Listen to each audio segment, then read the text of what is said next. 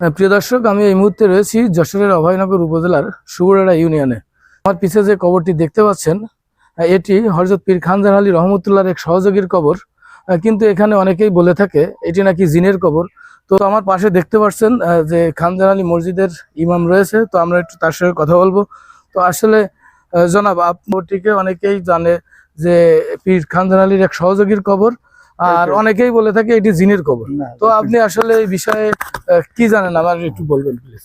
আসলে লোক মুখে প্রচলন আছে এটা জিনের কবর। আসলে জিনের কবর নয়, এটা খাজা খানজাহান আলী রহমতুল্লাহ আলাইয়ের এক সাগরেদের কবর। কিন্তু এখানে যে কবরটা ছিল অনেকদিন আগে, এটা একটা মাটির একটা ঢিবি ছিল।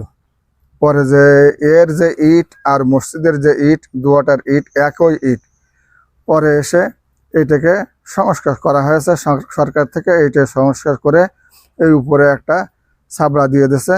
আসলে এইটা ওনার এক সাগরেদেরই কবর, ওনার কবর নয় এবং জিনের কবর নয়। জিনের তো কবর হয় না, হ্যাঁ, এই জন্য এইটা মানুষের কবর। তবে যে ইনি যে একজন এখানে যিনি শুয়ে আছেন, যে আল্লাহর একজন ওলি, এটা বড় একটা নিদর্শন। তবে আমরা এখানে কোনো শরীয়ত বিরোধী কোনো কার্যক্রম আমরা এখানে হতে দেই না।